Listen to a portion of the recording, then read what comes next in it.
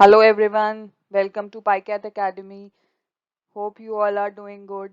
So आज we'll be studying about the clinical trials. Prior to this class हम लोगों ने discuss किया था what is pharma market research and उसी की subsequent video है clinical trials because pharma is all about clinical trials and what is happening around drugs. So let's begin. The first slide is what are clinical trials. तो इसमें सबसे पहले हम लोगों ने डेफिनेशन इंक्लूड की है that clinical trials are a type of clinical research जहाँ पर हम लोग क्या कर रहे हैं कि नई इंटरवेंशंस जैसे कि मेडिकेशन या डिवाइसेस जो भी मार्केट में लॉन्च होंगी जो आपके लिए अवेलेबल होंगी बाद में उनकी टेस्टिंग कर रहे हैं उन्हें इवेलुएट कर रहे हैं और टेस्ट कर रहे हैं इसके लिए हमें क्लिनिकल ट्रायल्स कंडक्ट कराने पड़ते हैं ऐसे ही कोई भी दवाई मार्केट में नहीं आ जाती उसका एक बहुत लंबा प्रोसेस होता है कई साल लगते हैं ये सब करने में तो सबसे पहले कोई भी कंपनी करती है प्री क्लिनिकल जो कि एनिमल्स में होगा उसके बाद फेज 0 से फेज 4 तक मल्टीपल फेजेस आते हैं क्लिनिकल ट्रायल्स के और अगर प्री क्लिनिकल स्टडी कर ली है हमारी कंपनी ने तो उसके बाद उसे क्या करना होगा डायरेक्टली ऐसा नहीं है कि वो ह्यूमंस में स्टडी करना चालू कर सकती है उसके लिए उसे परमिशन लेनी होगी अपने यहाँ की रेगुलेटरी एजेंसी से जैसे कि एफडीए हो गया यूएस में ईएमए हो गया यूरोप में कि वो इन्वेस्टिगेशनल न्यू ड्रग फाइलिंग कर सकती है कि नहीं इसके मेन फेजेस में हम लोग जो कहते हैं वो फेज 1 आता है फेज 2 एंड फेज 3 फेज 3 के बाद अप्रूवल हो जाता है और इसका एक फेज 4 भी होता है अप्रूवल के बाद भी कंपनीज को मैंडेटरीली पोस्ट मार्केटिंग सर्वेलेंस करनी पड़ती है जिसमें वो सब ग्रुप्स के ऊपर देखते हैं कैसा चल रहा है या सेफ्टी डेटा कैसे आ रहा है इसके बारे में हम और भी डिटेल्स पढ़ना चाहते हैं तो एफडी और ईएमए की साइट्स पे बहुत सारी डिटेल्स हैं जिसमें कि कंपनी के लिए गाइडेंस भी होती है हर एक कंपनी को कैसे क्लिनिकल ट्रायल बनाना है क्या क्या करना है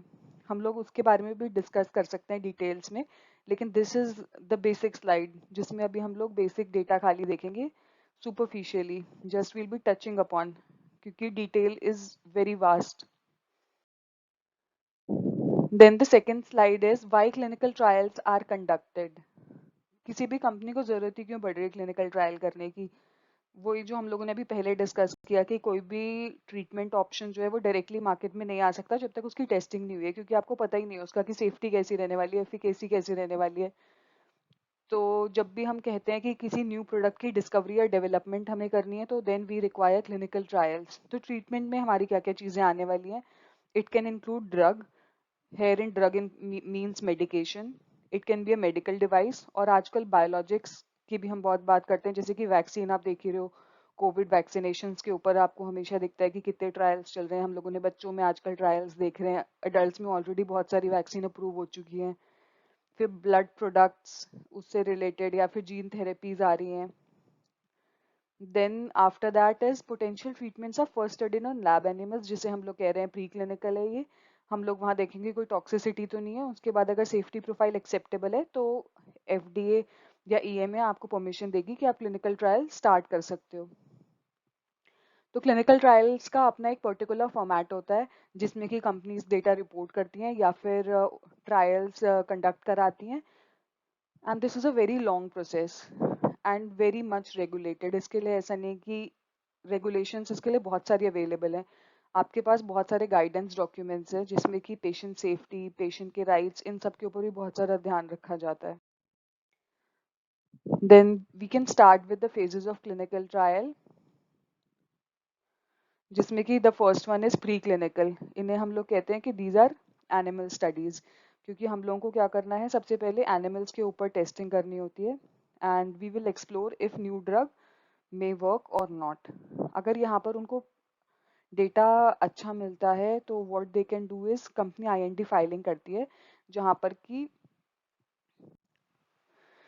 तो हमारी कंपनी ने अगर आईएनडी फाइलिंग करी है तो जो रेगुलेटरी एजेंसीज हैं they will take the decision whether the drug can move to phase 1 और नॉट अगर ड्रग हमारी फेज 1 के लिए उसे परमिशन मिल जाती है तो company will start doing phase 1 जहाँ पर वो एक्सप्लोर करेगी सेफ्टी और ड्रग डोजिंग फेज 2 के लिए क्या रहने वाली है फिर वी हैव द फेज 2 जहाँ पर हम लोग सेफ्टी देखते हैं नई ड्रग की जो डोज हमने सेलेक्ट की है फेज 1 में ह्यूमंस के ऊपर और एफिकेसी कैसी रहेगी कैसी एफिकेसी चल रही है अभी वो सारा टेस्ट करते हैं फिर फेज 3 हम लोग कंडक्ट कराते हैं, जिसमें आप लोग और ज़्यादा सेफ्टी और एफिकेसी का डेटा कलेक्ट करती है हमारी कंपनीज। और इसमें आपका क्या होता है, यूजुअली कंपेरेटर आर्म होती है, जहाँ पर आप कंपेयर करके बताते हो नहीं मेरा डेटा दूसरे ड्रग के कंपैरिजन में या फिर ऑलरेडी अप्रूव्ड या जो एसओसी बेंचमार्क है, स्टैंडर्ड ऑफ थेरेपी है अभी करंट, या फिर प्लेसिबो है, उनके कंपैरिजन में मेरा डेटा अच्छा है।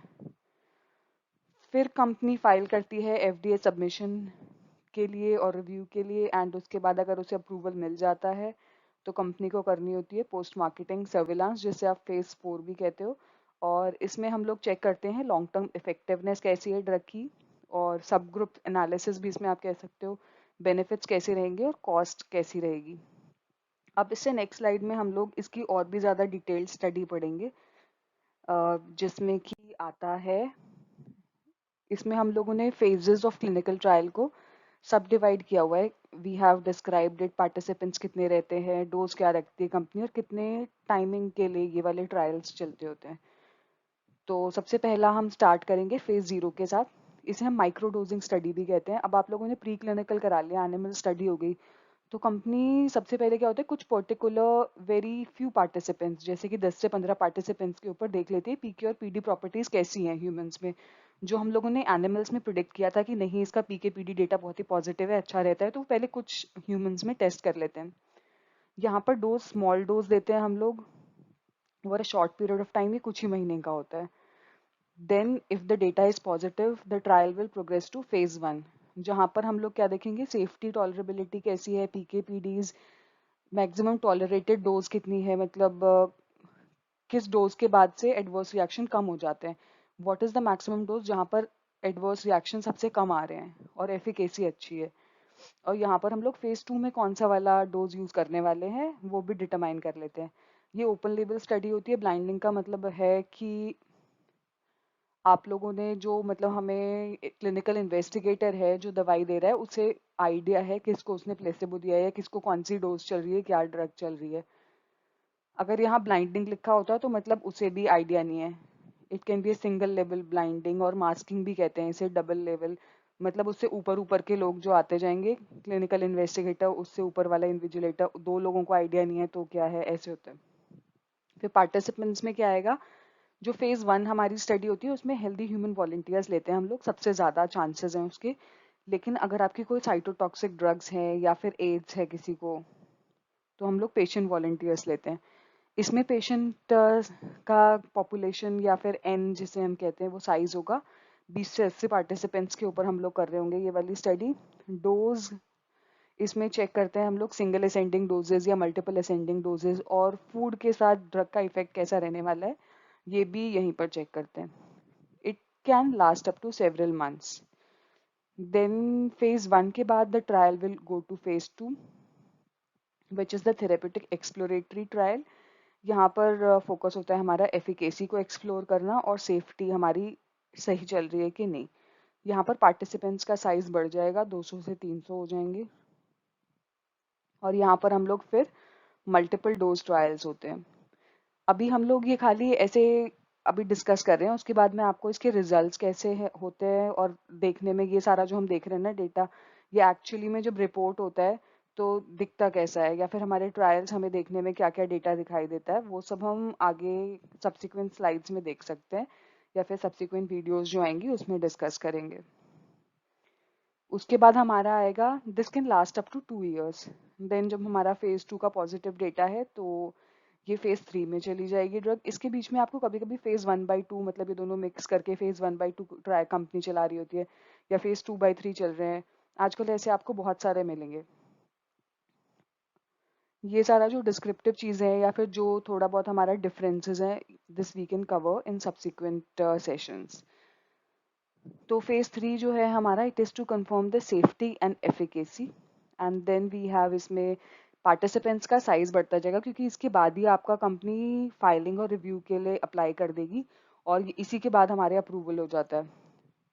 1000 से 3000 पार्टिसिपेंट्स होंगे। यहाँ पर हमारा ऑप्टिमल डोज शेड्यूल क्या रहने वाला है क्लिनिकल सेटिंग में, वो यहाँ पता चल जाएगा, और ये 1 से 4 years में चलेगा। अब यहाँ पर अगर डेटा बहुत ही पॉजिटिव रहता है और हमारी सेफ्टी कंसर्न्स भी नहीं है, तो फिर यहाँ पर हमारी कंपनी फाइलिंग कर देती है, उसे अप्रूवल मिल जाएगा। फाइलिंग किस तरह की होती है, अप्रूवल का प्रोसेस क्या है, this is also a point two discuss. और फेज 4 हमारा क्या होता है, जब कंपनी को आपको अप्रूवल मिल गया ड्रग को, तो हर एक ड्रग के लिए कंपनी को पोस्ट मार्केटिंग सर्विलेंस करने की ज़रूरत होती है, जिसमें कि हम लोग देखते हैं एफिकेसी डेटा क्या है, सब पॉपुलेशन में साइड इफेक्ट्स क्या रहा है, जिसे एडवर्स ड्रग रिएक्शन कहते हैं लॉन्ग टर्म यूजेज के बाद। और इसमें thousands of participants are enrolled. और कंपनी जब ये करती है हमारी पोस्ट मार्केटिंग सर्विलेंस, तो उसको पीरियोडिक सेफ्टी अपडेट रिपोर्ट्स भी सबमिट करनी पड़ती हैं, जिसमें कि उसको हर एक 6 महीने में ये रिपोर्ट सबमिट करनी पड़ती हैं फॉर 2 years, और एनुअली करनी होती हैं फॉर नेक्स्ट 2 years। इसमें हमारी जो डोज है जो अप्रूव हुई है वही दे रहे हैं हम लोग, और timing will be 1+ years। Hope that's clear. And इससे नेक्स्ट में मैंने बताया, अब हम लोग क्लिनिकल ट्रायल के फेजेस और ये सब बात करें, लेकिन ये ट्रायल हमें देखने कहाँ है, हमें इन ट्रायल की जो भी डिटेल्स हैं ये कहाँ से मिलेंगी। तो हर एक कंट्री का country specific clinical trial registries होती हैं, जिसमें कि कोई भी कंपनी जो क्लिनिकल ट्रायल इनिशिएट कर रही है उसे इन डेटाबेस में जाके रजिस्टर कराना होता है। लाइक इफ़ यू आर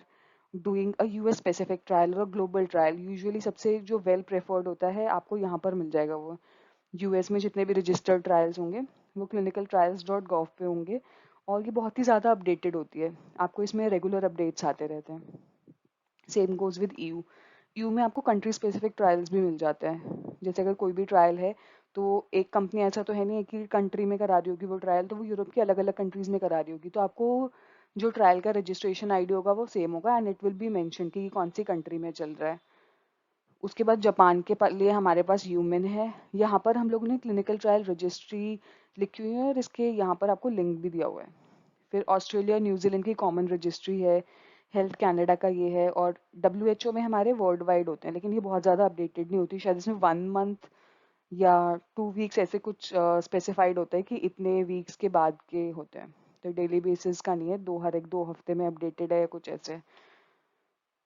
तो इनमें हम इंडिविजुअली हर एक रजिस्ट्री को जाके वी कैन चेक आउट, और ये भी हम आगे डिस्कस करेंगे। This is basic. अगर आज आपको चांस मिलता है तो you should go and check out, और कोई भी डाउट्स होते हैं तो you can just ask in comments, और अगर आप किसी पर्टिकुलर टॉपिक पे डिस्कशन करना चाहते हैं